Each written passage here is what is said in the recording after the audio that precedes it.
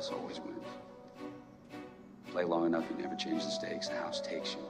Unless, when that perfect hand comes along, you bet big, and then you take the house.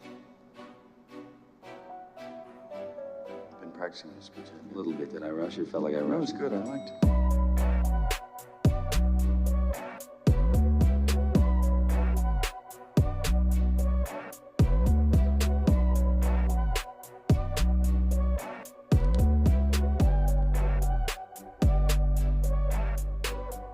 What's up, everybody, and welcome back to the Big Easy Bets podcast. I'm your host, Logan, and with me in the studio, Nick Von Brick. What's up? This is episode 207. We are on the conference championships in college football and NFL Week 14. Hit the like and subscribe button. The Big Easy Bets podcast is brought to you by BetStamp. If you're looking for a place to place these sports bets, you want to take advantage of promo code offers, go to the description wherever you're watching or listening. Click the link. You're helping our podcast out in the process. I use BetStamp on pretty much a daily basis. It has all the odds, all the lines in one place. You can find the best odds without having to go jump from sportsbook to sportsbook to find which one suits what you're looking for. So it's a very critical app if you're betting on a lot of games. I highly recommend it. Episode 207, hit the like and subscribe button. We would really appreciate it. I got victimized by Thanksgiving again, at least 2 out of 3 years. I don't even remember what happened last year. 2 years ago was horrific, and this year was horrific as well. Thanksgiving, at least. Sunday was good. Saturday was okay, but God, I did not win a bet on Thursday. Yeah. What is it? I don't understand what it is. I truly don't. I something's wrong, and I need to figure it out. I don't remember. You did okay, right? You did better than me. Yeah, I didn't do totally bad. I didn't win a bet. I don't know what it is. I really don't. We'll dive into a recap. But we got a couple things to get to before that. We are going to have a play for every conference championship game this weekend, and then we'll give you our best bets for the NFL as well. This has not been the season we are used to or wanted, but that kind of comes with the territory. It's like I said, if you do a sports betting show long enough, you're going to have down years. But you had a great bounce back in college football. You get 1-2 more of those, and you're right back in the mix. And you know how we do on this podcast against our better judgment. We bet every single bowl game. So we have a lot of plays on the horizon. Plenty of time to make some more money. Couple things to get into. The Saints lose the game, but also Taysom Hill done for the year. Do you think Taysom Hill's played his last snap in the NFL? I don't know. Well, what do you think? I mean, yeah, he's over. What's his age? 33, something 34. like that. 34. Probably be. Yeah, maybe so. And also, I put a video out about it, but multiple season-ending injuries dating back to BYU. If you never watched Taysom Hill's highlights, specifically BYU versus Texas, I highly recommend it.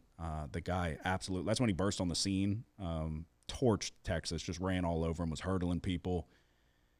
Taysom Hill, it might have been a little exaggerated or just drastic, I guess, but I was like, does Taysom Hill belong in the Hall of Fame?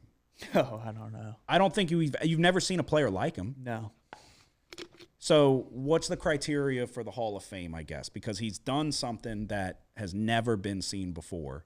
Some of those stat lines with the passing touchdown, receiving touchdown, rushing touchdown all in the same game, like you're not going to see that probably ever. Well, Josh Allen could do it, I guess, because he just fucking caught a touchdown last week, technically. But I don't know. It's like maybe I'm being a homer. I feel like it's one of those things like you really appreciate those people when they're gone. Like when his career's over, we'll look back and be like, that was incredible.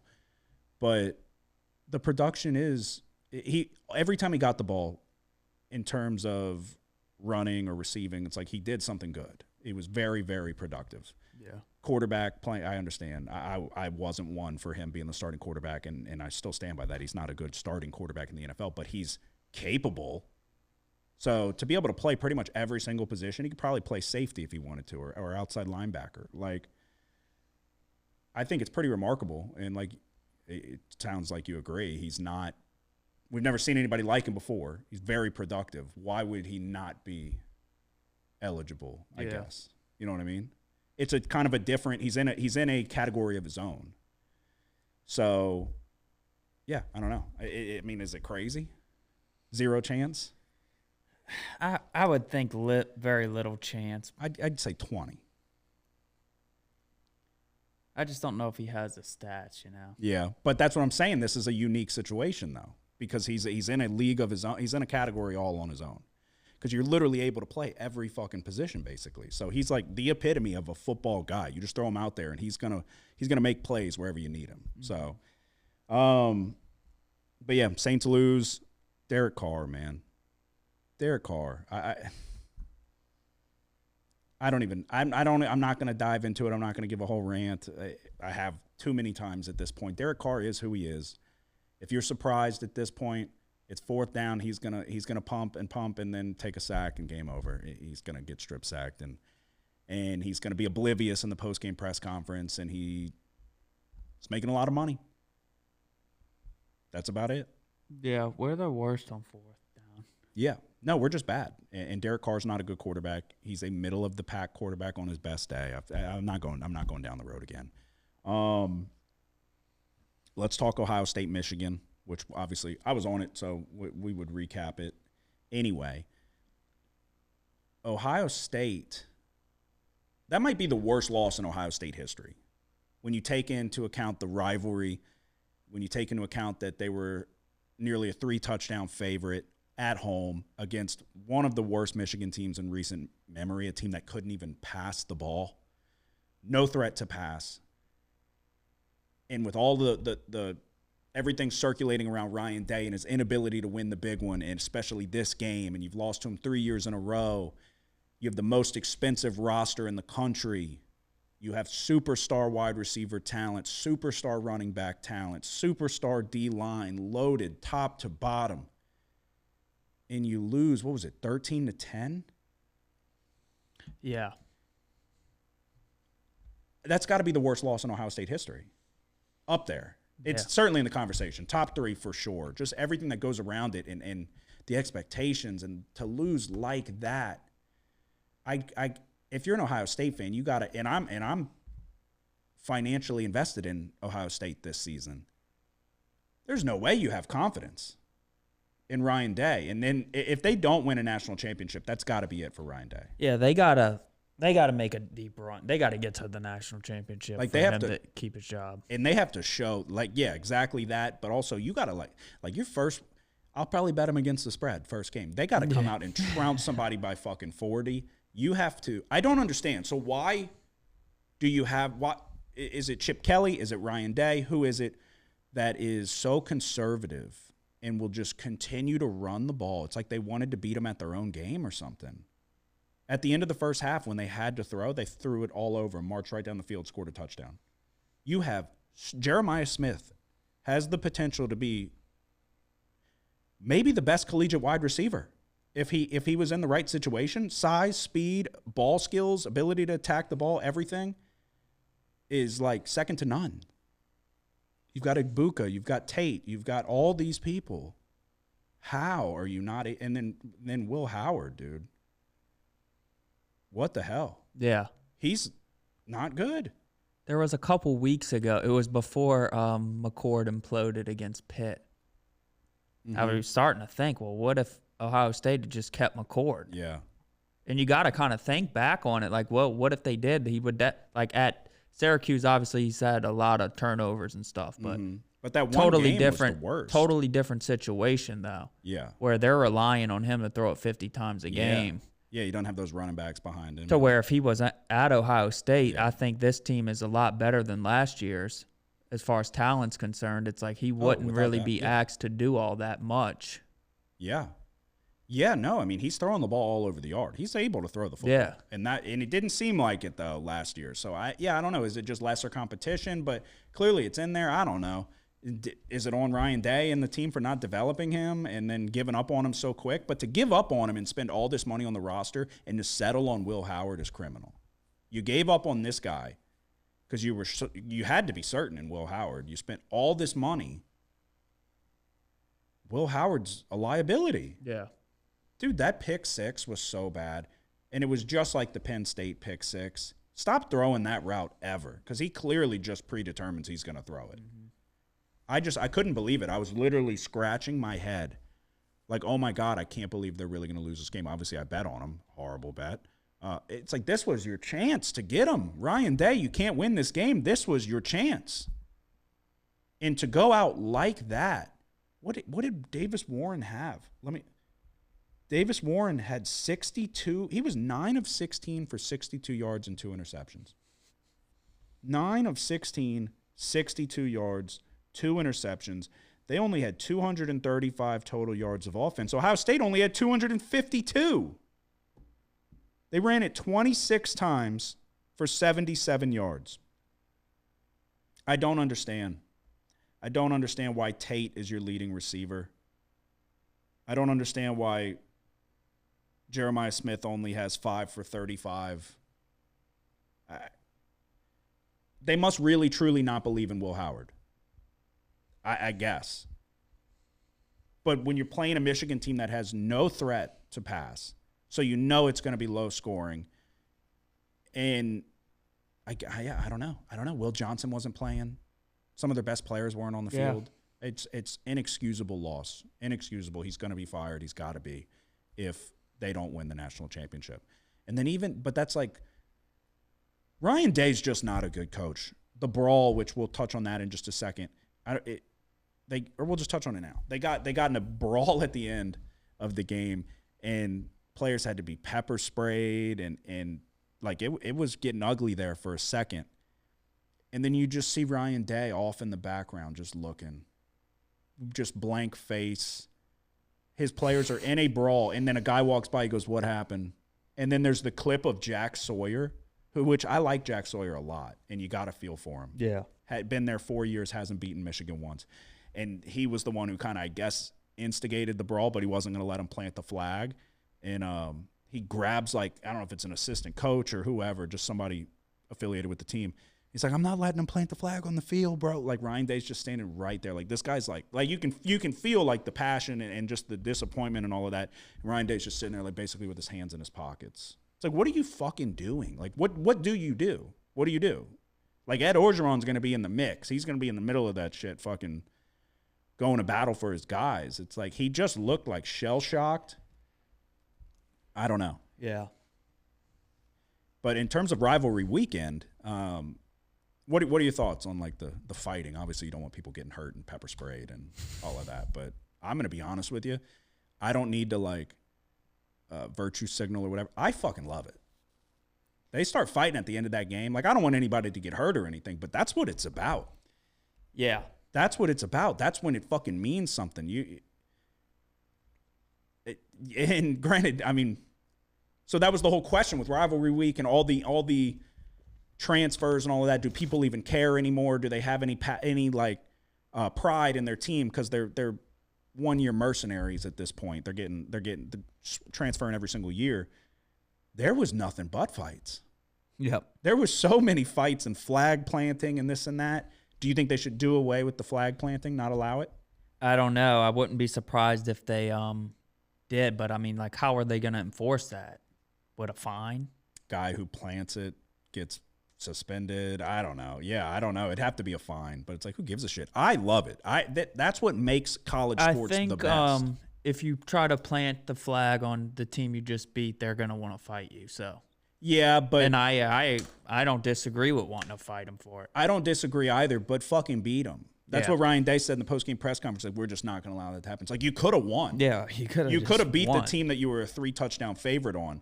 Like, that kind of comes with the territory. They just marched into your fucking house and beat the shit out of you, embarrassed you. They didn't, I guess offensively didn't beat the shit out of you, but defensively fucking stymied your most expensive offense in the country. They kind of have that right. And then you have the right to go out there and fucking get in a fight with them, I guess. But it's like, they beat you. They claim the territory, essentially. Plant the flag. They fucking won. I don't have a problem with the flag planting.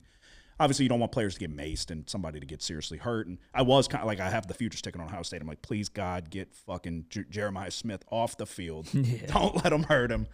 But, I mean, go down the line. There was like 10 different fights, 10 different flag plants. Yeah, NC State, North Carolina. Yeah. They tried to plant the flag. And there was a ton. Nobody was having that shit, though. Yeah, no, I don't blame the other team too. That's what you want though. This is the problem with professional sports, and I'll get into the NBA in a second. the problem with professional sports is there's no real like pride, and especially the NBA. They're all friends. They're all buddies. They don't give a shit, which I got a topic to touch on with that. But that's the beauty of college sports is like, dude, they fucking like Jack Sawyer. I can't remember McAfee or somebody was talking about it. They practice on that field all the time. They're on that field all the time, and they're bleeding for the school and this and that. You want guys like Jack Sawyer, and he made an incredible fucking play that won't get talked about with the interception. Yeah. I tweeted out, I was like, what a fucking play by Jack Sawyer. And somebody was like, the ball literally went right to him. What did he really do? I was like, are you fucking dumb? And the guy deleted the tweet right away. I'm like, are you fucking dumb? He just made the biggest play in the biggest game. Like, that was an incredible play. Yeah. To have the wherewithal of like, oh shit, because he didn't just drop in coverage right away.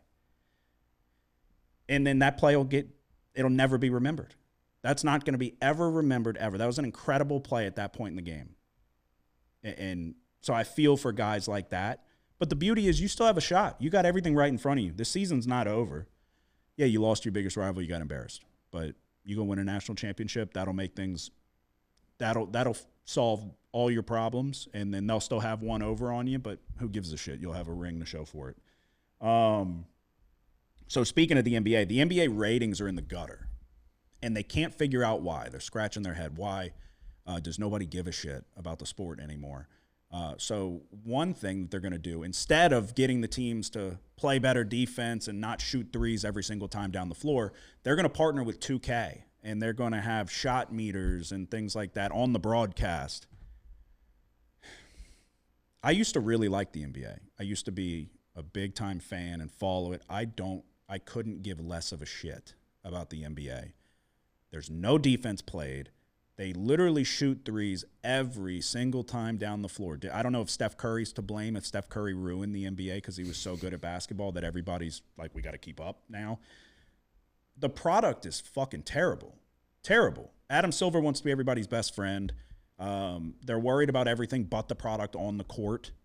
So I don't know, but I don't know where you're at with your interest in the NBA. I couldn't tell you the last time outside of a Pelicans game that I sat down and watched a full game. Maybe last finals. But yeah, what are your thoughts? Yeah, I don't watch the NBA. Haven't for years. And it's I fun. watched the first Pelicans game this year, and then that's it. And then we suck. God, we suck. Sell the team. I don't care. Zion's been out a month. The report came out that he's not coming back for a while, it said. He's nowhere close to ready. Good. So this motherfucker's holding out. He's holding out. I don't know. I'm not going to go down that rant road either. But, yeah, the beauty of the NBA is – or not even the beauty. It's funny, like the All-Star game. It's an exhibition, and then they play hard the final 3 minutes, and everybody's locked the fuck in because you're seeing the best talent in the world playing hard, playing defense. The problem is these guys are all best friends. They all – like, same thing. There's no pride. They don't care. They're being paid so much money. They – stub a toe and they're out for weeks, or Zion, he pulls his hamstring and he's gone for the season. There's not as much incentive to get back on the court, and then it's just a different mentality. Michael Jordan and Kobe Bryant, like they said the same thing where it was like, this might be the only time that a kid gets to come and watch me play. I'm going to play if I'm capable to do it. That mentality's gone. I think Anthony Edwards, I love Anthony Edwards. I think he could have a little bit of that. But you just need, I think it comes and it goes. There's peaks and valleys. I think you're in a valley of the NBA right now. I think I'm not saying it's dead. I'm not saying it won't come back. But God, it's like nobody cares. Their whole thing right now is just about ratings. So you're going to throw Bronny James out there when he doesn't belong on an NBA court. Doesn't belong on an NBA court. Average 5 points a game at USC, but he belongs on a starting lineup, or not starting lineup, but whatever. Opening day, he's going to play for the fucking Lakers. Give me a break. They want to keep talking about LeBron and the longevity. Yeah, there's longevity because they don't fucking touch each other. There's no contact anymore. He's just running up and down the court shooting threes. Can't hit one to save his life. It's a completely different game. That's another thing, too. We've reached this era where we don't want any conflict. No conflict. And so now that's what you get in the NBA. Everybody's best friends. College football, you don't want them fighting and this and that. Fuck that. Let them fight. NBA, let them fucking fight. That was when it was the best. I mean, you don't want a malice at the palace type of thing with the Pacers and the Pistons, where Ron Artest is beating the shit out of fans. But you don't want these guys to be best friends. That it's must see TV when it was Russell Westbrook and Pat Bev and going at each other when he hurt Patrick Beverley, and then two guys have beef, and just that conflict. That's what we fucking like. And then you want to see somebody triumph, somebody loses, and it just adds that little extra too. But when everybody's best friends and they don't give a fuck about the game, what are you going to tune in for? That's your problem. So they want to do these mid-season tournaments and shit. Who gives a fuck? It's a stupid idea. Who cares? The Vegas tournament, and they're playing for money, and I get it. You're trying to incentivize these guys. Pay them less. I don't know if that'll work. Not going to work, but it's like they're making so much money. Yeah, I don't know what they can do. It just, you watch a game, it's like the product. There's no half-court offense. No, the product. They're just running up and down the court like a bunch of assholes, and no one plays defense. So it's like, no, the product is, and the players are terrible. super talented offensively. Yeah. So they're hard to stop from scoring, but they're shooting so quickly. Yeah, but it's like they don't even use the shot clock at all. Somebody shared, or somebody posted to Twitter, like it was like a 3-minute sequence of it was the Lakers and I think the Hawks maybe in like the play-in tournament, or not the play-in, whatever, mid-season tournament. Dude, 3 straight minutes up and down, no fouls. They shot, I think D'Angelo Russell shot 1 mid-range floater that he missed, and then it was just 3 after 3 after 3, just brick after brick after brick. There wasn't a shot made. And it's like, yeah, why do you think the NBA product is in the fucking gutter? Because of that. There's never been less of a need for a head coach in NBA history. Phil Jackson's a fucking NBA legend, the greatest coach of all time. But Greg Popovich, like, you have all these historic coaches that, like, the triangle offense is what put the Bulls over the, mixed with a bunch of other things, but nobody could stop the triangle offense. It would fucking work to perfection, and then they're getting open looks left and right. It's like there's none of that anymore. There's no half-court sets. There's nothing. It's just come down, run the fast break. If you can't run the fast break, shoot a 3. Swing the ball around until you get an open 3. And that's what I'm saying. Is it because of Steph Curry, because he's so fucking good, that it was like, okay, he's going to hit a 3, we're going to hit a 2, we're not going to be able to keep up, and the game changed. The problem is not everybody's fucking Steph Curry. Nobody else on the planet is or ever will be Steph Curry. He was that good, and still is, at one particular thing that changed the game for the worst. So, because everybody wants to be him, and you can't. So it's a poor man's Steph Curry style of basketball where we're just going to and the Warriors, too. Klay Thompson's fucking incredible in his prime, too. So that was the perfect combination that I think everybody kind of had to adjust to keep up. And they had their dynasty. Nobody was good enough to do it. But I don't know what you do. I don't give a fuck about the partnering with 2K and you're going to put shot meters on the screen. Who gives a shit? This isn't Nickelodeon. This isn't fucking the SpongeBob stream of the NFL. Yeah. Like, who gives a fuck? I really don't care. All right, let's see. Only a couple more things and then we'll get into the recap. Yeah, today I was on a walk. I'll see what you think, if you think that this was bad advice or not. Lindsay said this was bad advice. Random shit happens. I was on a walk around the neighborhood, and I guess kids had just gotten out of school. So I see a kid about 30 yards down the road on a scooter, and he's getting closer, and he's like kind of swerving, but it looked like he's intentionally swerving. And so I look away for a second, and I hear boom, and I look back, and the mailbox is like hanging, and he's on the ground not moving. So my first instinct is I just like took a right.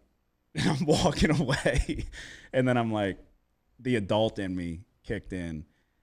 And then I was like, all right, I guess I have to make sure this kid's not dead. And I go walk over, and he starts moving. I'm like, hey, buddy, you okay? He's like, yeah. He's like, what should I do? And I looked at him, and I said, do whatever your heart tells you. I said, I'm not your parents, and I'm not a rat. And I just walked away, and he got his scooter and just walked away. He's asking, like, we both looked at the mailbox, like, I was like, do what you think's best. Yeah. I was like, I'm not your dad, and I'm not a rat. So I didn't see anything. So I don't know what he did. I don't know if he went home and told his parents, and they went back and said, but this kid smoked the fucking mailbox. Yeah. Smoked it. Like, did they have a ring? Oh, no idea. I don't know. That's his problem to deal with. That's not my problem, not my kid. But she said that was bad advice. Yeah. You think? What would you have told him? I don't know. I wouldn't even checked on him. No, literally, my first instinct was like, but really, I guess I was thinking like, what if neighbors are like, did you just see that kid die and not help him? Like, he smoked this fucking mailbox, and I was like, fuck. I turned around. I was like, you all right? But he was like shell shocked. It had to hurt bad. It was a giant mailbox. So who knows if he ever. It was a motorized scooter? Oh yeah. Yeah, he smoked it going fast. And so I was like, he's swerving. I guess he's just fucking around. Maybe he just couldn't control it. Dude, he smoked this fucking mailbox. But yeah, I was like, I'm not a rat. I ain't going to tell him. I didn't see shit. You kidding me? All right, let's get into the recap. I got victimized by Thanksgiving again, year after year. It started off with Memphis and Tulane it started off with the NFL, really, but we'll go college first. Memphis and Tulane under 56.5. When I tell you, I just don't get it, man. I do not get it. This has been the season. I went back and looked at my notes from week one. I might have even said this last year. Maybe I say it every fucking year. I don't know. But, dude, I was looking at the Colorado double loser week one. Should have been a double winner. You go down the list, dude. This has been the season of what could have been.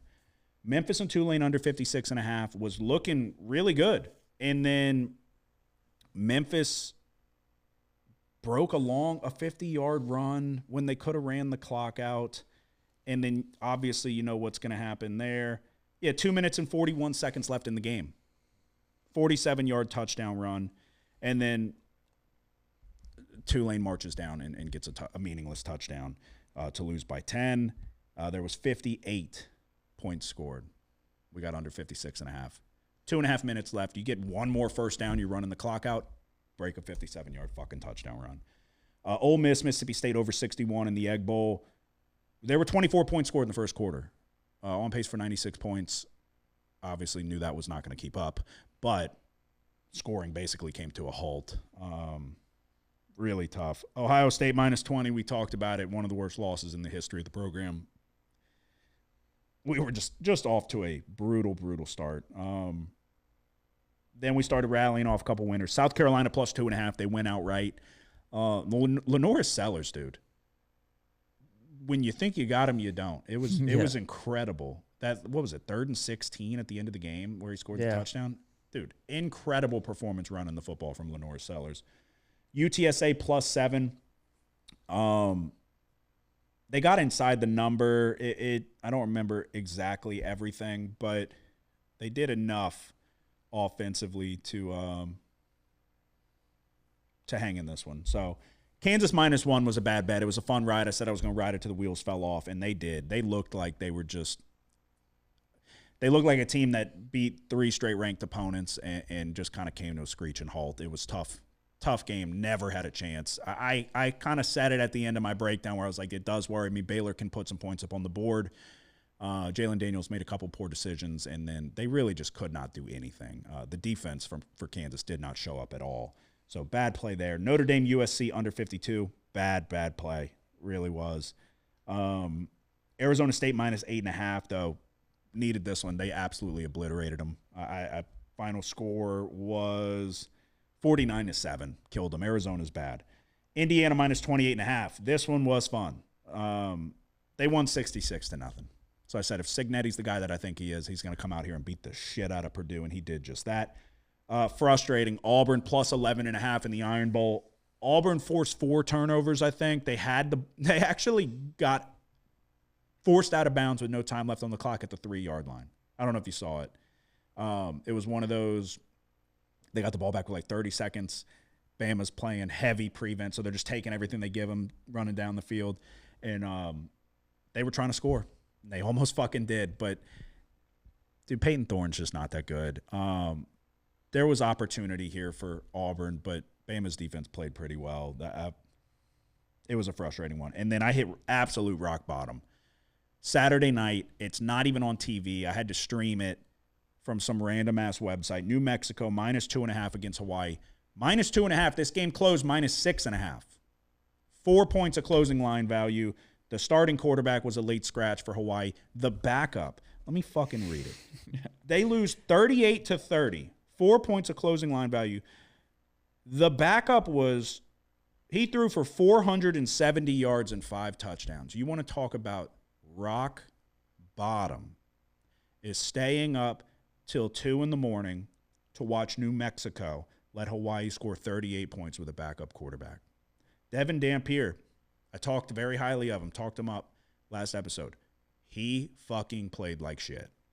So bad, throwing his helmet, throwing temper tantrums on the sideline. It was fucking horrendous. 19 of 31, 176 yards passing. He ran for 100 yards and 3 touchdowns, but goddamn. One of the more frustrating games. The kid, I could have threw for a couple 100 yards on this defense. Their defense is so fucking bad. We go 4-7. Tough break on Memphis and Tulane, and then Auburn plus 11.5. Other than that, just other picks. They were just bad picks outside of those. But could have been a different week. Could have definitely been at least a little better. 4-7 brings me to 58, 62, and 1. You had a great week. 9 plays. You won 7 of them. You've had really good 2 out of your last 3. Yeah. So Memphis plus 14.5. The game was, Tulane was never going to cover this spread this game. Tulane maybe could have won this game. They did have some misfortune with turnovers there. I think they fumbled 2 passes they caught inside the 10 or close to it that really kept them from getting back into the game.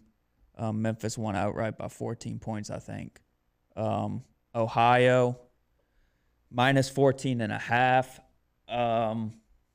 What'd they win by? 21 or 20? Or did they win by 4 touchdowns? I think it might have been 4. Let me see. But yeah, it was kind of, we were in that range where we were up 21, and then we were kind of 3 touchdowns, fearing the back door getting hit because Ohio had pulled their starters. Yeah. But they ended up scoring a touchdown with the backups. And Ole Miss minus 26. Yeah, Lane Kiffin. I thought this was a chance for Ole Miss to kind of flex their muscles here and maybe do something to try to save their playoff hopes. It looks like they're going to be out with the latest rankings. So Ole Miss didn't do enough offensively here. I think they won by 14 or won by 12, 26-14. Yeah. Liberty Sam Houston under 47.5. This game was basically going under the whole time. Liberty was down by 8, 20-12, and they scored a touchdown. We really needed them to fail the 2-point conversion, and luckily they did, because if the game would have went to overtime at 40 points, chances are it was going to go over. But Liberty failed the 2-point conversion and lost to Sam Houston. Texas State, this was actually the lock. Texas State was down at halftime. Jordan McLeod threw 2 boneheaded interceptions in the first half. Texas State was really dominating the game other than that. But then in the end, the pass rush really gave South Alabama some problems here. They forced 3 turnovers in the second half, and Texas State won by a touchdown. South Carolina plus 2.5, we talked about it. Illinois minus 7.5. I think Illinois won by 18. NC State, North Carolina over 55.5. This game, the first half, there was hardly any points scored. Yeah. I think it was 7-6 or something crazy. And then there was so many points scored in the second half. Oklahoma LSU first half under 23.5. We lost. Nussmeier ended up getting knocked out for a couple of possessions. Score, right? Yeah, there was a scoop and score for a touchdown. Then LSU returned a kickoff for a touchdown. I think overall, just in the game, LSU had more success offensively than I was expecting. But yeah, you get hit with 2 non-offensive touchdowns in the first half, it's going to be hard to keep that number under. So yeah. We went 7-2 for the week. Yeah, very good week. Brings you to 37, 46-1, and 10-5 in your locks of the week. So yeah, we'll dive into conference championships. Like I said, we're going to have a play for each one. before we get to that, really quick, C.J. Daniels hit the portal for LSU. 5-star cornerback flipped to Texas. We're fucked. Well, I mean, what did we do? Nuss has got to come back. I'm wondering, like, if there's just with all the guys. So Daniels is in the transfer portal. Yeah. Ricky Collins, Womack is gone. Is in the transfer portal, which I don't know. That could be because Nussmeier's staying, so he knows he's not going to be playing next year. Yeah. Or it could be because he's behind Swan, apparently, because Swan came in when Nussmeier went down. So I don't know. But you think if the interesting thing is that Daniels left. So what does that mean? I mean, I'm not like going to miss him a whole lot, but no, yeah. That's not like the, oh my God. I'm trying to figure out what's happening with Nussmeier. Yeah. Brian Kelly said we're going to the national championship next year. Yeah. Brian Kelly's kind of a, I don't, okay, let me say this. I like that. I've always liked that. Talk your shit, but fucking back it up or go fuck yourself. If Nussmeier stays, we'll have a legitimate shot. You would think so. He's only going to be better next year. Yeah. Yeah, no, 100%. Yeah. All right. So to conference championships we go. Starting it off with Western Kentucky and Jacksonville State. Do you feel good about it?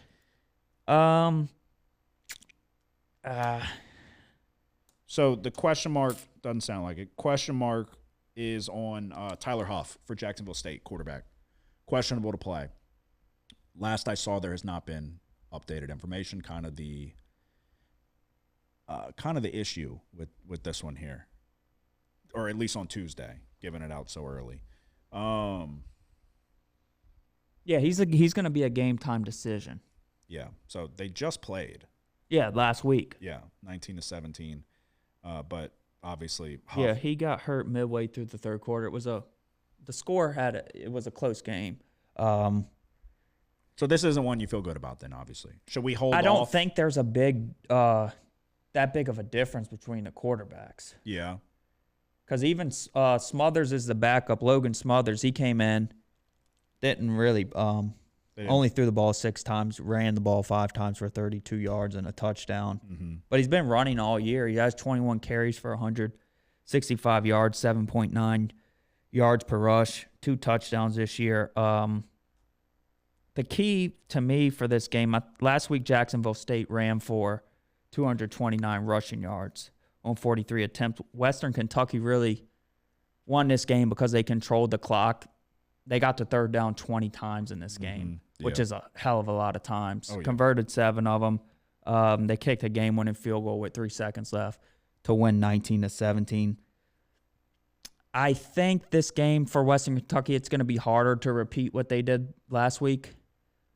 I think what remains true, though, is Jacksonville State's ability to establish the run. Yeah, I agree. Western Kentucky, they've struggled to stop the run all year. Only stuffed 13% of opponent runs, and they have the 121st ranked rush defense. So, can we get a 3? No. I'm just going to take Jacksonville State minus 3.5. I'll take them as well. Yeah, I guess when your style of play is to run it down their fucking throat, the quarterback being in or out doesn't really play as much of a role. But I do. And both guys are used in the running game. Yeah, I think Huff's a little more effective. But yeah, how much is the drop off? I guess. So yeah, that's fine. I'm cool with that. We can lay the 3.5. Let's go to the Mountain West Championship, UNLV and Boise State. This one's very interesting because we saw these two teams play earlier in the year. It was UNLV was at home. Boise won by 5. How good do you feel about this one? I can go either way. Okay, I'll go then. So yeah, first matchup, Boise won 29-24. I don't know about you. I thought UNLV did a pretty good job with Genty in terms of because I was on Boise in this game. You were on the over. You remember? Yeah. So Genty still had the numbers. I think he still went for 130 and a touchdown. He did hurt his arm in this one, if I remember correctly. It's one where he landed weird and like kind of hyperextended the elbow. But I walked away from that game feeling like UNLV did a pretty good job of bottling Genty up. Madsen's playing solid, but it's an interesting the way these two teams match up. I think I think it's too many points. Let me get an updated number. UNLV 4.5 feels like too many points, and it is still available. It's available at FanDuel currently as we speak, and this episode will be out within the hour. You think that's the only spot that it's still available at, though? Yeah. You think that's good to go? That's the way I lean. I lean UNLV. Like I said, I feel like these two teams match up pretty well. I think, and we saw that. I think Boise was fortunate to cover that game. Granted, this game is in Boise, so it's a little different there. You know they're going to try to get Genty his numbers. Is this like the Heisman moment for Genty I worry about? But UNLV's looked good the last few weeks. I take out the San Jose State game because of the weather was such a factor in that one. But against Nevada, they had 520 yards of offense. They were 8 of 12 on third down, 352 rushing yards. Before that, they had 515 yards against San Diego State. The defense is not bad at all. They have a pretty solid run defense. And then the offense, Malik Williams' ability, the dual threat. Obviously, I love Ricky White. They always have that ability to block a punt. And, I mean, I'm telling you, dude, he gets close every fucking time.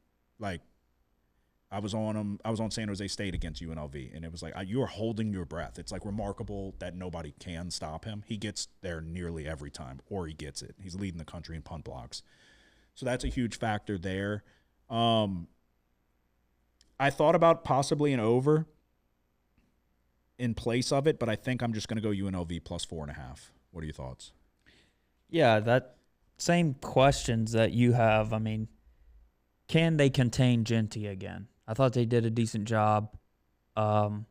Offensively, they kind of hit a couple hiccups, mainly because of Boise State's pass rush. Yeah, and then there was a couple instances where they got some funny calls, and there was one 4th down conversion that got called back for a weird illegal blindside block that wasn't really all that bad. Yeah.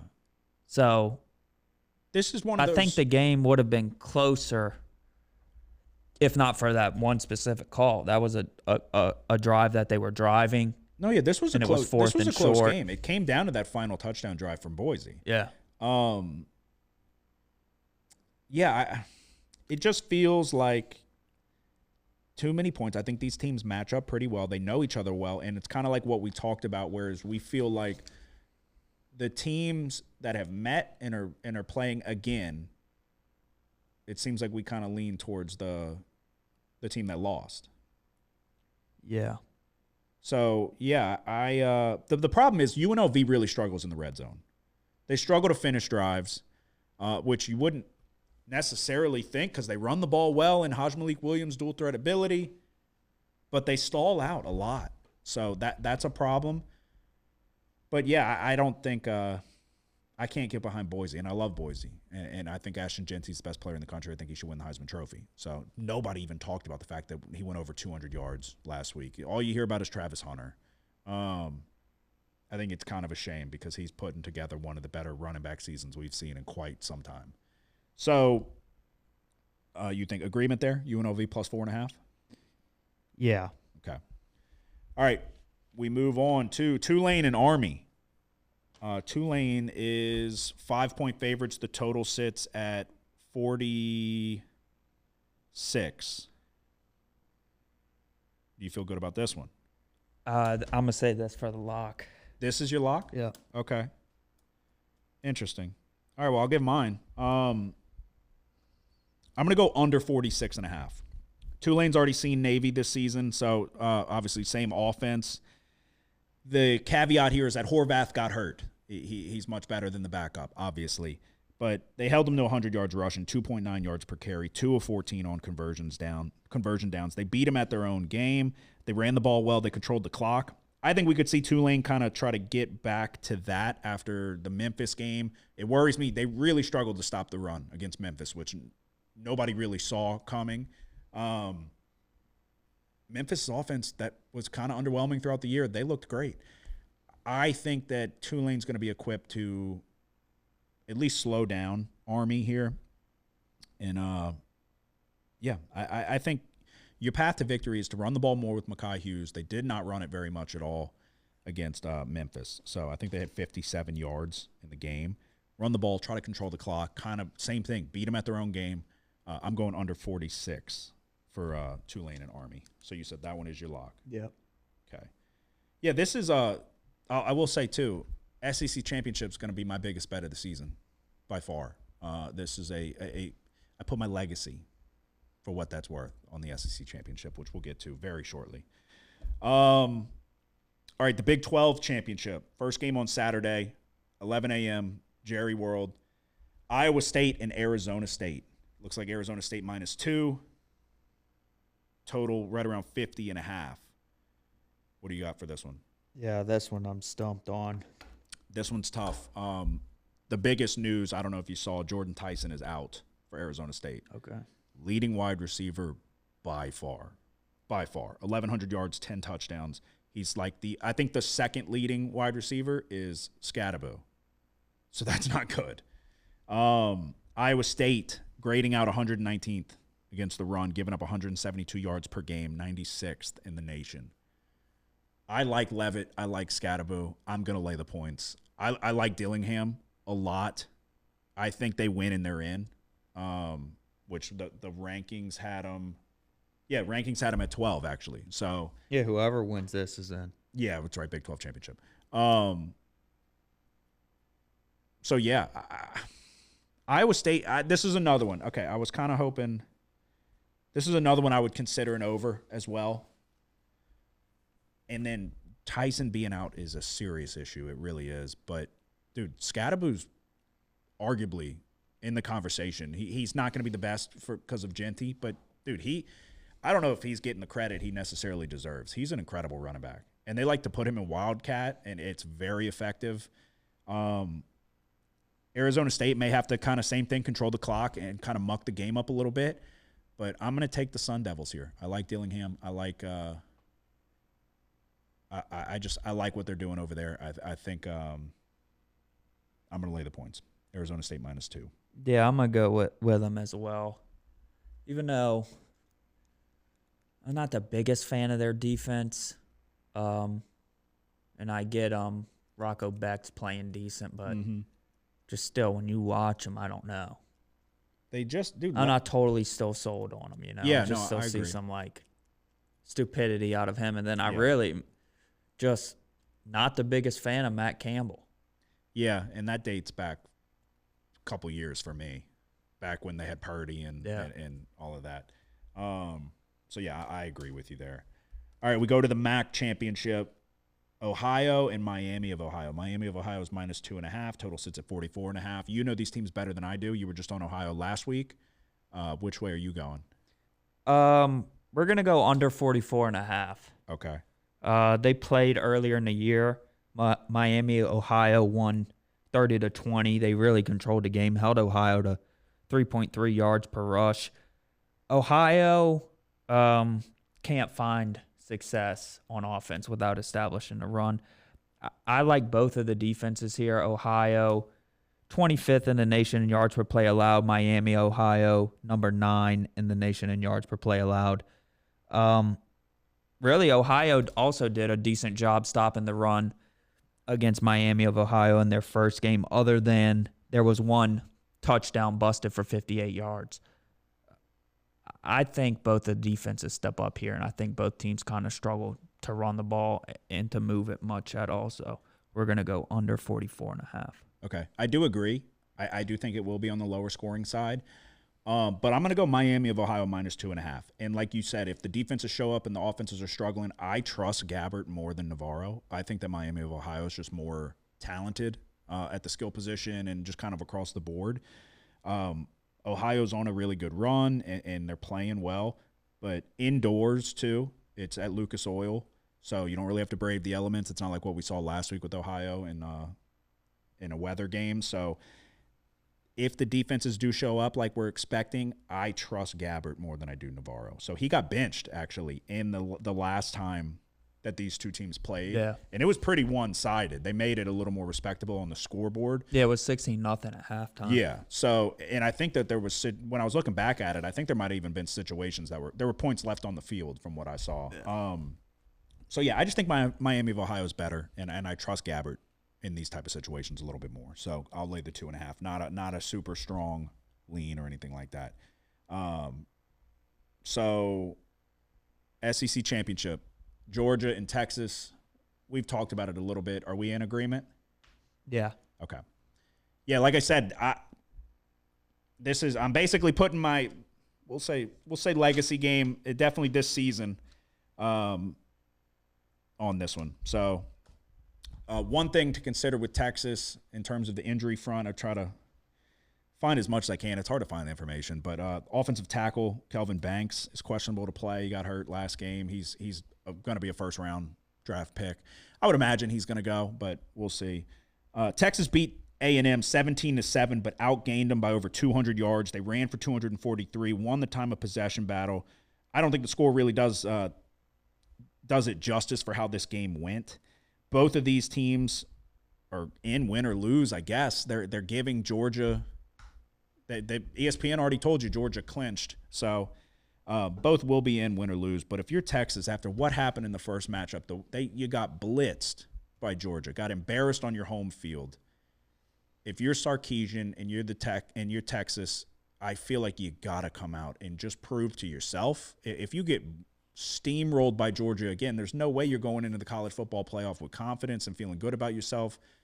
I think we see Texas with a much better performance in the trenches, specifically on the offensive line. Whether it's Ewers or they're using Arch Manning in running situations now. Call me crazy. I don't know why, but I believe in Quinn Ewers. I think he can get the job done. You know who I don't believe in? Carson Beck. Carson Beck is scared to watch football because it gives him anxiety. Well, motherfucker, you're going to have anxiety come Saturday. Give me the Texas Longhorns minus 2.5. I think that they steamroll Georgia here. I don't think that this Georgia team is good. I think that Texas is going to come out with a chip on their shoulder, something to prove. I believe in Sarkisian. I'm back in the Longhorns minus 2.5, my biggest play of the season. Yeah, I'm going Texas minus 2.5 too, and the reason is because of their defense. Number 1 in yards per play, number 1 in schedule adjusted defensive efficiency, and they have the 5th-ranked third down defense. You look at the first game, it's a wacky game. Georgia scored 30 points, but they only had 283 yards of total offense. I think they were just kind of shell-shocked from the start, kind of got knocked out of their game plan pretty early. So yeah, no, they got punched in the fucking mouth, and then from the jump, it was a wrap. And they put Ewers on the bench. They're like, Arch, you get out there and try. And like, okay, fuck, that's not it. We'll go back to Ewers. And it was a done deal. So I think that I think Texas might be the best team in the country right now. Who's better? Oregon? Notre Dame looks damn good. They do, and I remember when we did our preseason look-ahead episode, I was like, we need to back Notre Dame to go to the college football playoff. Yeah. Looking at the schedule, I was like, who are they going to lose to? I agree. But Notre Dame is still hindered by their ability to throw the football. You know what I mean? Yeah. What's his name? Love, the running back? And we're going on a tangent here. Is fucking incredible. That dude is so good. The way he hurdles, it's like he's an Olympic athlete. Mm-hmm. But yeah, Texas, I just think it's hard to gauge who's going to want it more if they're both in. You know what I mean? Like, would you agree? Because I was trying to look at, like, what's the motivation factor? And if Georgia's in, win or lose, what is their motivation, So I'm kind of asking, like, what do you think? Like, would you agree that Texas would be the more motivated team? Yeah, I mean, I think they're both going to make it regardless of this game. So that's my point. So who would be more motivated then? What do you have to play for? If you're in, what's the point in going out and winning the SEC championship other than getting the trophy and whatever? I'm sure they get money and whatever. But the goal is to win a national championship. So I'm trying to gauge the motivation factor in these games. It's like same thing with Penn State and Oregon. So the way I kind of, like, correct me if I'm off base here, but I feel like as Texas, you're going to want to prove, like, okay, yeah, no, we can beat these guys. After what happened on your home field, getting embarrassed like that, I kind of felt like they would be the more motivated team to come out and make a statement. Yeah, Texas is just better, in my opinion. No, I agree. But also, but I don't want to back a team that's like, fuck it, we don't care about this game because we're going to the college football playoff. That's what we're worried about. In theory, both of these teams could just sit their fucking starters and make sure nobody gets hurt. You know what I mean? Yeah. If they're both in. I'm not saying I think that's going to happen, but I'm trying to gauge which team would be more motivated. And I think it's Texas because of what happened, you know? Yeah, I mean, they've lost to them, so that's one motivating factor. But the biggest thing I'm looking at is that even though they lost, you look at the box score, it's like no, the box score will tell the tale. It doesn't show a 30-15 loss. Yeah. Yeah, and they responded well coming out of halftime and kind of tried to right the ship a little bit, and then they got to a point where it was like, okay, it's hanging in the balance. They could get back in the game. Because I think they came out of halftime and scored right away, right? Am I wrong? I was at Bethany's wedding. Okay, I think they did. Yeah, that's right. I think they did. And that was the game with the interference that got overturned and all of that because the fans threw all the shit on the field. So, yeah, I just think that this is it. This is it for Texas in terms of this is one of those, like, I just can't see it any other way. So, we're both taking the Longhorns -2.5. I think they come out and make a statement here heading into the college football playoff. We'll go to the Sun Belt Championship. Marshall and UL. You know these teams better than I do. UL's 5.5-point favorites. The total sits at 56.5, give or take. Do you like this one? I don't. Not really, I guess. I'm leaning UL to lay the points or to bet the over 56.5. Okay. So I kind of leaned Marshall, but also the over. So Marshall, there's question marks on like if the head coach, if Huff's going to leave. There's rumors that he's taken calls about other jobs. One thing with Marshall, what worries me, I feel like the numbers run out. The numbers, so where it opened, I would have took UL. I'm pretty sure this has been bet up a good bit. Yeah. So Marshall, in their last 5 games, they're 5-0. In those 5 games, they've been outgained and lost the time of possession 4 times. The one time they didn't was against Southern Miss, a much less school, obviously. So the box score does not look good for Marshall. Yeah, they were outgained way early in the year against App State. Yeah, no, they've been outgained in pretty much nearly every game. But so I just did just the last 5, just to kind of keep it recent. But yeah, losing the time of possession, but it's like you look at the quarterback's numbers on paper, it's not that bad. It's actually pretty good, I guess. 17 touchdowns, 2 interceptions, but only 1,400 passing yards. What's his rushing stats? Because against App State, he showed the ability to make a lot of plays with his legs.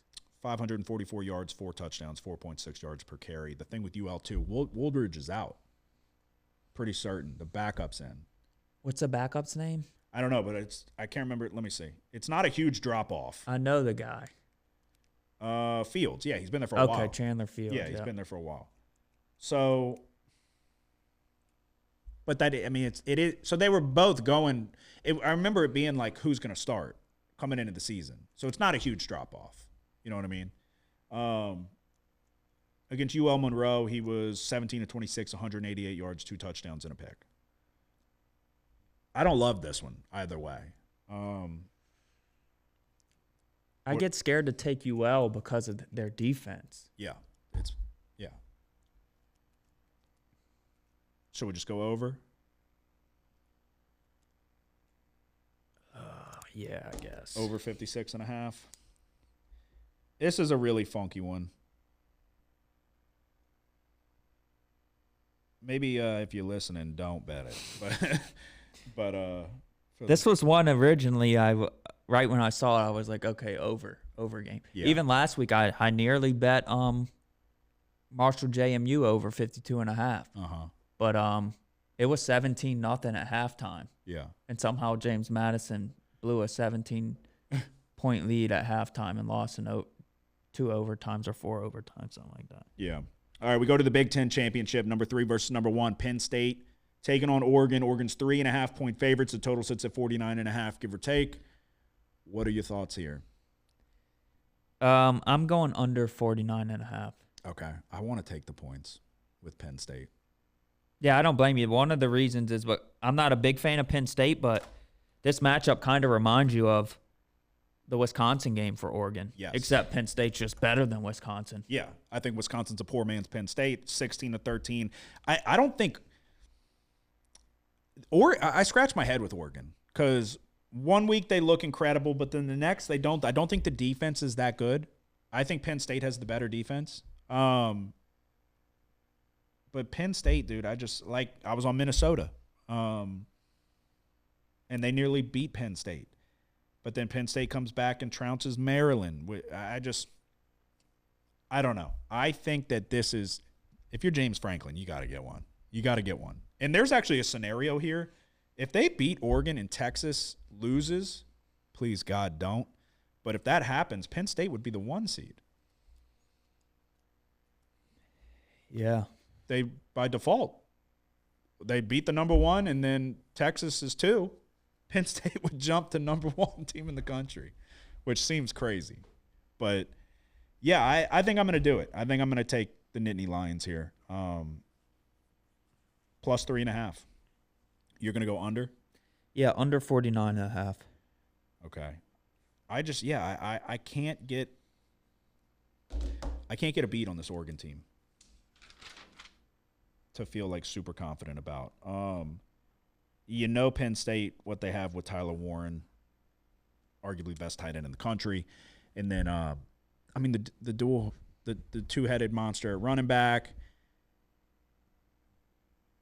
I'm taking the Nittany Lions, plus 3.5. And then the final game, 7 p.m. Saturday night, ACC Championship, Clemson taking on SMU. SMU's 2.5-point favorites. The total sits at 56.5.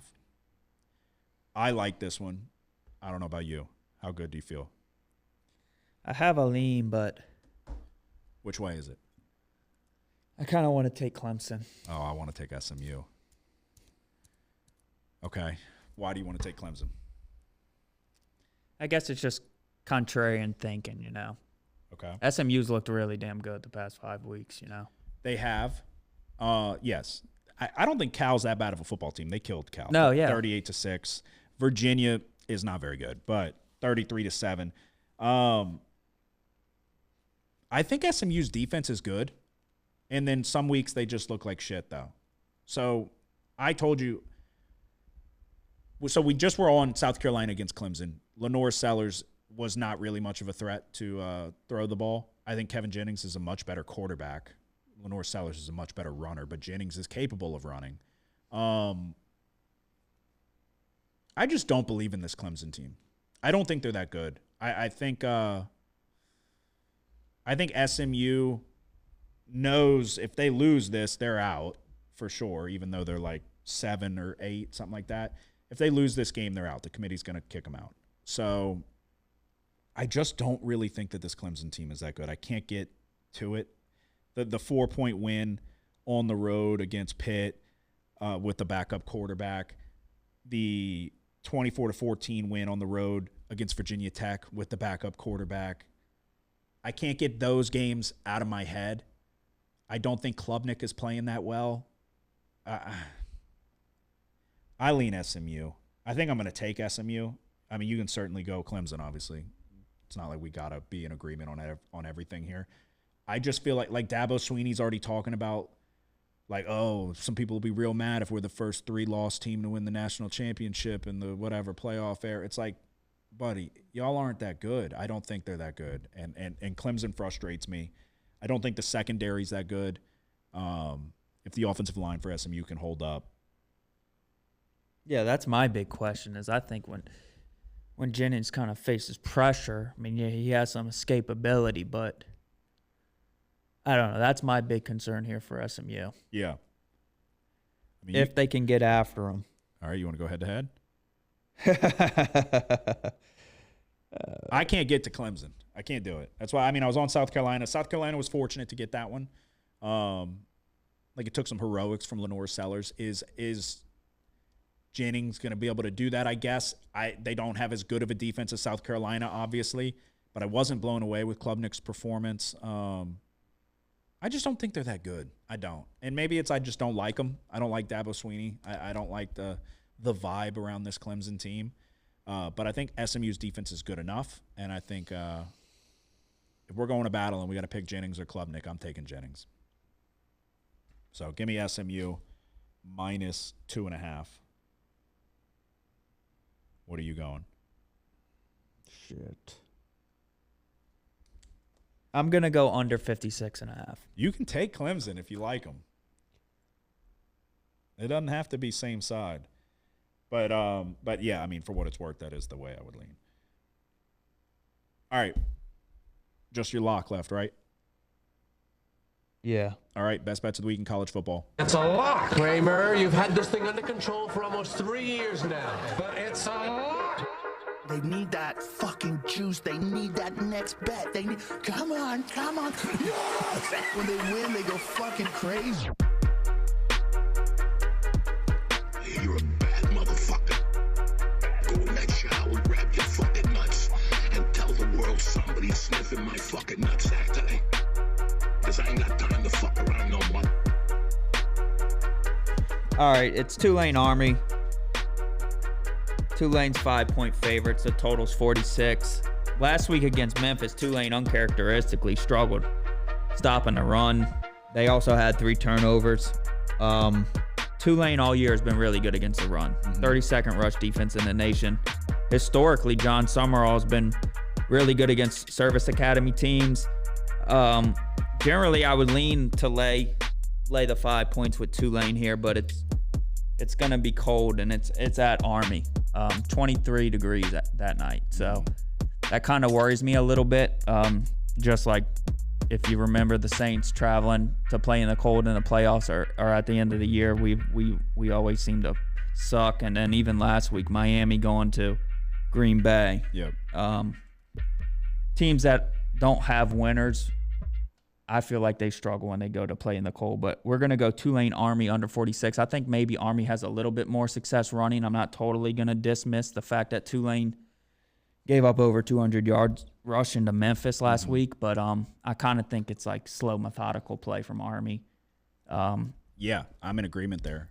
I think it's got to be. And I think they're familiar. It's one of those, you know how to stop it. They're going to chip away. They're going to get theirs here and there.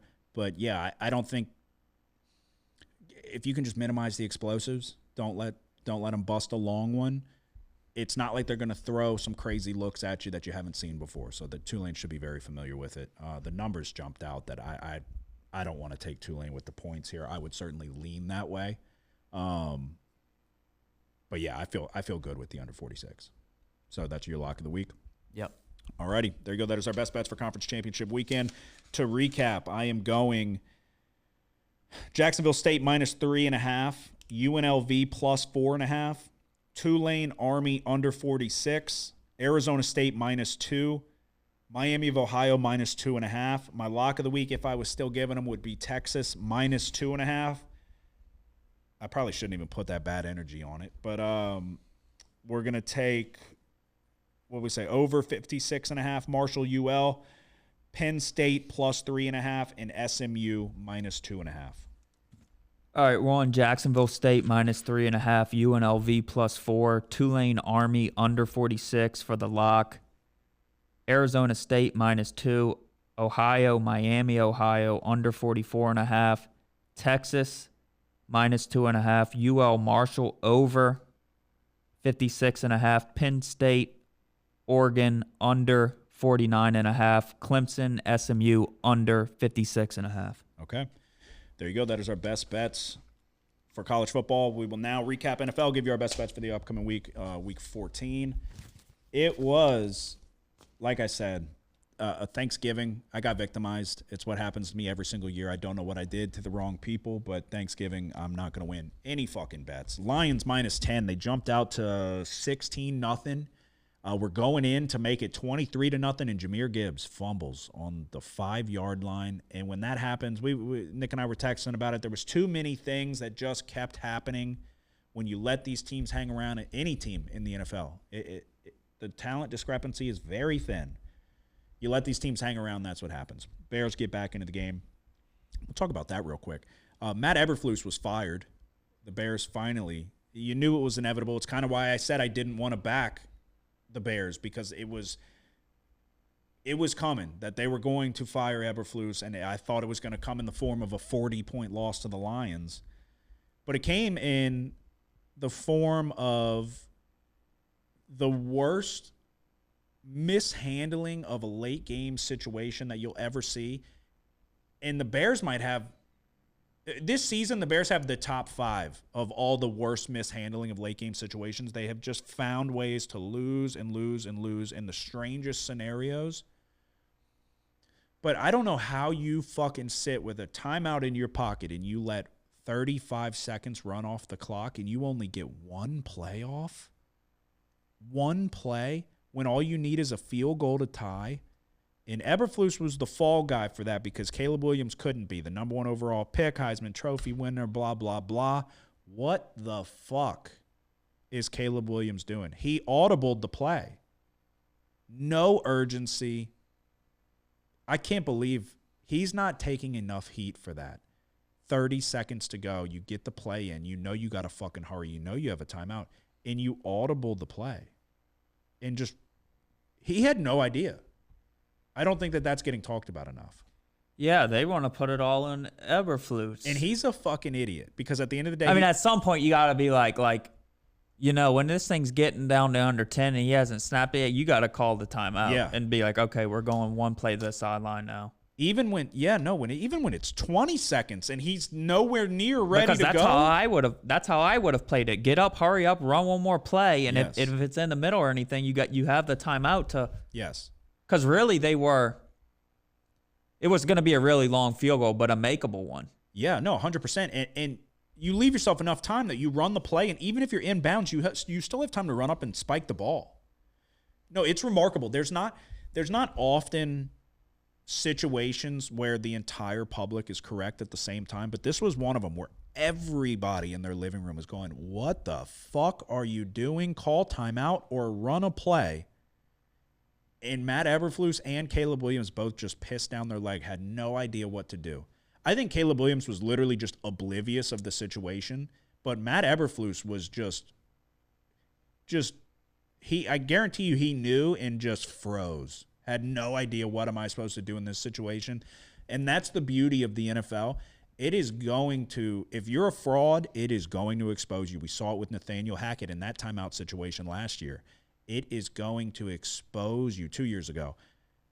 It was remarkable to see. Caleb Williams is not taking enough heat for having no fucking clue the scenario and the situation in that game. To only get one opportunity there was insane. And Eberflus is fired. And they made him do the press conference and then fired him right after. It just a dumpster fire of an organization, but who are we to talk because we're in the same boat? But just a wild, wild situation. Lions -10. Like I said, should have been 23-0 going into halftime. Let them hang around. The Bears are talented enough that they can keep things close. They're dumb enough that they'll keep fucking losing these games. Cowboys and Giants under 37.5. There was 47 points scored. Overshone made an incredible play where he batted a screen pass out of the air and returned it for a touchdown. Yeah, that screwed both of us. Yeah, and I didn't even talk about it. I just woke up Thanksgiving, was feeling good. I was excited. I was ready to go. We got football all day. I was like, I had it come to me in a dream, and I was like, Sam Laporta is going to score the first touchdown. Texted the fantasy group chat. I said, take Laporta. I said 11. It was 13. Sam Laporta, 13-1 odds to score the first touchdown. And I was so sure that shit was going to happen that I fucking parlayed it with a Malik Neighbors anytime touchdown. You know who didn't score an anytime touchdown? Malik Neighbors. And I watched that entire fucking game. And let me tell you something about Drew Lock. Fuck Drew Lock. Stupid piece of shit. Fuck Drew Lock. Because he decided to run the ball in down there at the end. But you know who ran a little fucking sit-down route and was open if you throw it down into the right? Malik fucking Neighbors for a rack. You have your star wide receiver in the media pissed that he's not getting the ball. Drew Lock, get him the fucking football. You piece of shit. You played like a trash bag the whole fucking game. and you have a chance to get your star wide receiver the ball. And what did you do? You fucking ran it in. Fuck Drew Lock. I was so mad, dude. So another loser there. Then we had the under 47, Dolphins and Packers. Can't win, but we can push. So I will take it with the day I had. 9 points scored in the fourth quarter. The Dolphins went for 2 and didn't get it by the grace of God, and we push. Then we had the Jaguars +5, my lock of the week. And it was really dark here because Alshire nearly decapitates Trevor Lawrence. And I was like, oh, my God. You just cannot catch a fucking break. But luckily, somehow, Mac Jones led, I think, back-to-back touchdown drives, and he got the 2-point conversion. And the Jaguars lose by 3, so we cashed the lock of the week there. I glossed over the Friday game, Chiefs -12. Another fucking annoying one. The Chiefs were up 13 points, about to go into the fourth quarter, up 13, and did what the Chiefs fucking do. Barely squeaked by on some weird shit and won another football game when they probably shouldn't have. But then we had the Bills -7, Sunday Night Football, snow game. They dominated the 49ers. Christian McCaffrey got hurt again, so that sucks. You hate to see that. But 2-3-1 on the week brings me to 38-41-1, 6-7 of my locks of the week. You had 5 plays, a little more than your normal 3. I don't think I updated. Yeah, I'm 5-8. And then I don't think I updated up top. No, that's right. You positive? Yeah. Okay. So, yeah, we were similar Thanksgiving. Yeah, well, Lions -10. They settled for 3 field goals in the first half, and then Logan mentioned it. Jahmyr Gibbs fumbling there to really kind of – that game would have been kind of put out of reach, in my opinion, if they were to finish a touchdown drive there. And then, 100%. Of course, Caleb Williams has a great second half and gets them back in the game, and they nearly have a chance to tie it there at the end. Giants +3.5. The overshown interception kind of knocked this off the rails for us, because then Drew Lock, who's not very good, is playing from behind from there on out. Packers -3.5. The Packers did a really good job of stopping the Dolphins from running the football here. And I think that's ultimately why they won by more than one possession. Packers -3.5. Chargers -1.5. Kirk Cousins, he threw 4 interceptions. Yeah, he played like dog shit. And thank God, because we needed every one of them. The Chargers ended up winning by a touchdown, but they had one that was returned. They picked 6 to Kirk Cousins. Mm-hmm. Big show out by the Chargers defense, and Kirk Cousins sucks. Where's No, those are like some of the worst interceptions I've seen. Where's the other guy from Washington? What's his Penix. name? Yeah. Oh, Penix is coming? Dude, you give him – I mean, they paid Kirk Cousins a lot of money. You give him one more game like that, though? Yeah. He might – dude, they might have to put Penix in. That was like so bad. Yeah, because them and the Buccaneers are like right there. Yeah, now. Bucks are only 6-6. Yeah. I think they're tied. Dude, but then the other interception, there were 2 that were like the worst interceptions I've ever seen. But and then Chiefs -12. I mean, Patrick Mahomes is not good. But then the DeAndre Hopkins, he dropped that critical pass. Yeah. It's like there's so many. No, their defense fucking broke. To win by at least 12 in the NFL, you can't really have all the mistakes the Chiefs make. And the defense just rolled over. The defense. Yeah, and that's kind of been like against Buffalo, the defense didn't play well. No, yeah, I'm like beginning and to. And then last week against the Panthers, I'm beginning to come around and think the defense isn't as good as I thought. The defense earlier in the year, I was like, well, with this defense, man, the Chiefs are going to be hard to beat. Yeah. No, the Chiefs are frauds. Patrick Mahomes, worst bottom 5 regular season quarterback. The problem is when they get in the postseason and get in the red zone, they just fucking do things that you can't stop. So you go 2-3, 20-25, 5-7, 5-8 in your locks of the week. Yeah, I mean, we gotta turn around the NFL, and we got plenty of time. Not plenty, but we got multiple weeks left. And we'll start it off with Thursday. I get what you were saying. You told me last episode. I didn't understand fully. Friday was the Thursday broadcast, so we'll count that towards the Thursday record, as opposed to like I get what you're saying. It was Herb Street and Al Michaels and the Thursday night crew. Yeah. So since I did so fucking bad on Thanksgiving, we'll keep it consistent there. So on a night when Herb Street and Al Michaels are in the booth, I am now 9-4 in on those games. Thursday night football, Packers and Lions. There's 3s, there's 3.5s, there's 51s, there's 51.5s floating around out there. Do you feel good about this? First off, what a matchup. What a matchup for a Thursday game. Divisional matchup, two of the better teams in the NFC, arguably, well, not even arguably, the best team in the NFC with the Lions. I feel good about it. Which way are you going? Dude, what? There's 110s on 3 and 3.5. Yeah. I'm gonna take the Packers. I am certainly taking the Packers. So, yeah, give me the Packers plus 3.5. The Lions defense are dropping like flies. The Lions defense are trying to form the 2013 LSU Avengers. They signed Jamal Adams. They signed Quan Alexander because they lost Malcolm Rodriguez for the year. Anzalone's already out for the year.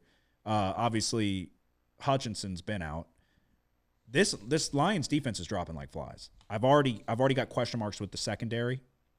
I've been saying that like a broken record. Look, we've said it a bunch. We're invested in the Packers, 20-1 to win the Super Bowl.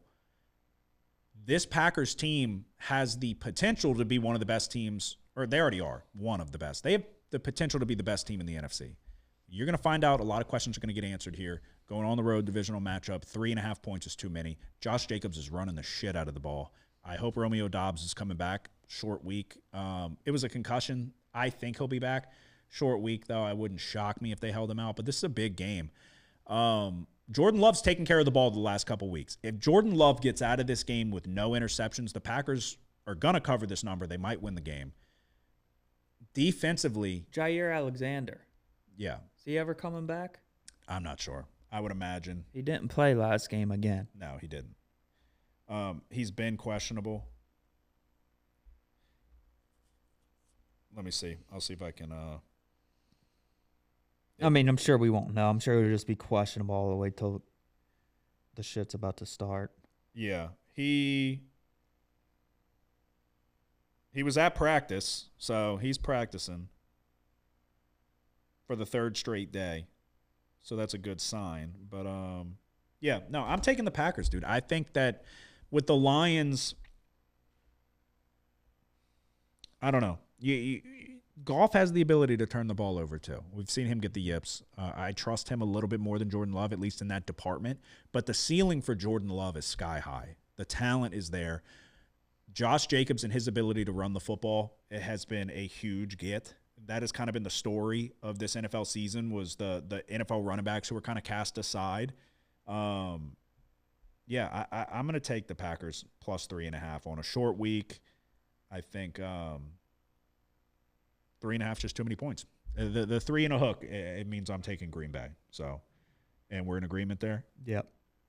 All righty. Let's see. So what is your first one for Sunday then? I don't have a ton. I'm going to go to Jets-Dolphins, and we're going to lay 6 points with the Dolphins.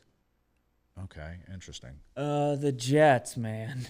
I don't want to fucking touch this game at all. They suck. They suck really bad, but the Dolphins just got fucking... Yeah, but I think the cold, like, some people were dismissive of Tua in cold weather. I mean, he didn't necessarily play terrible. He threw for a ton of yards, but... No, yeah, but You take a team that plays in Miami, has zero winner at all, and then you go and throw them into under 20. It certainly has an effect. It's like, okay, that's why they got beat at the line of scrimmage on both sides of the ball. Yeah. It makes a big difference, in my opinion. So no, I agree. I think it does too. I think you look at the Jets defensively this year, they're not as good as they were last year or the year before that. They're really not that good at stopping the run, and I think that's important for Miami because that's kind of how their offense gets going, is establishing the run and then, hitting you over the middle and then maybe a deep shot there. So we're going to take the Dolphins and lay the 6 points. Okay. Alrighty, I'm going to go 12 o'clock kick. Browns and Steelers, divisional matchup, a rematch of a game we saw a couple weeks ago with the snow. Jameis frolicking around, diving in. Was on the wrong side of that one. I'm going to go back to the Steelers. I'm going to lay 6.5 points here. I think so. You're going to look and you're going to see the Steelers just gave up 44 points. I think Joe Burrow's playing better than any other quarterback in the NFL right now. I think that I'm not going to get too caught up on that, the fact that they gave up 38 points. And you could look at it from the standpoint of they just dropped 44 points. The Bengals defense is horrific. But Russell Wilson was throwing the ball all over the yard. Jameis Winston with the volatility, the up and down, he had a great game against Denver, but he also threw a pick six, and he made some critical mistakes. The Steelers at home, typically, it's kind of the Mike Tomlin thing. He's not very good laying points. I just think they just played him 2 games ago and lost. I think you're going to see the Steelers get right in this one. As far as I can tell, weather's not going to be a factor, but it is Pittsburgh in December. So we'll see, and we'll keep an eye on it, but I'm going to lay 6.5 points with the Steelers. What is your next one? I just got my lock. Oh, okay. All righty. I am also going to take, let's see, Sunday Night Football. You got the Chargers and the Chiefs. I'm going to take 4 points with the Chargers. It scares you with the Chiefs because it's Mahomes and it's the Chiefs. It's the brand and this and that. But like we talked about, the defense is – I'm beginning to come around. I think this Chiefs defense is not that great.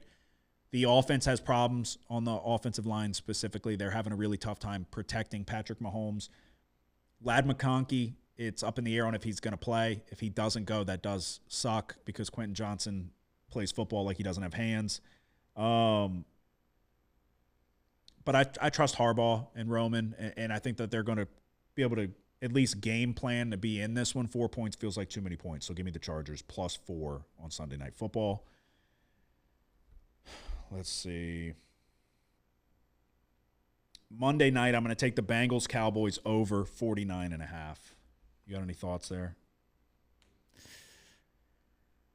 I don't think the Bengals pack it in offensively. I think their defense is horrific. Yeah, I thought about just laying it with the Bengals. But I don't know defensively. I think if there's ever a chance that, like, with the Cowboys, they kind of they rally off 2 in a row. 27 and 34 points with Rush and all of that. I think that if there's a chance that he's going to put up numbers, it's going to be this game. Yeah. I think that the Bengals are going to be able to put up points on anybody. Turf field indoors, I think we're going to see points here. So over 49.5 on Monday. And then all I have left is my lock of the week. So same with you. Yeah. Who went first last time? You. Okay, we'll keep it consistent. All right, best bets in the NFL. It's a lock. Kramer, you've had this thing under control for almost 3 years now, but it's a lock. They need that fucking juice. They need that next bet. They need, come on. Yes! When they win, they go fucking crazy. You're a bad motherfucker. Go in that shower, grab your fucking nuts, and tell the world somebody's sniffing my fucking nutsack today. Because I ain't got time to fuck around no more. All right, my lock of the week in the NFL is going to be the Chicago Bears +4.5. They're talented, but they're dumb, but they fired their head coach. It's a tale as old as time. They're going to want to prove that it was that dumbass's fault, not our fault. +4.5 points on the road against the 49ers. No McCaffrey, no Jordan Mason. Isaac Guerrero, Isaac, I don't care. Give me the Bears +4.5. I think it's too many points. They can keep it close. They're good enough. They're talented enough that they can hang in there with teams. They're just dumb enough to keep losing games, but they are going to come out motivated for the interim, and they're going to try to prove that Eberflus was the problem. Give me the Bears +4.5, my lock of the week. I'm going to the Seahawks-Cardinals game. Okay. I don't know. I might have bet this game a couple weeks ago. I'm going to end up laying 2.5 with the Cardinals here. I think they're slightly better than the Seahawks.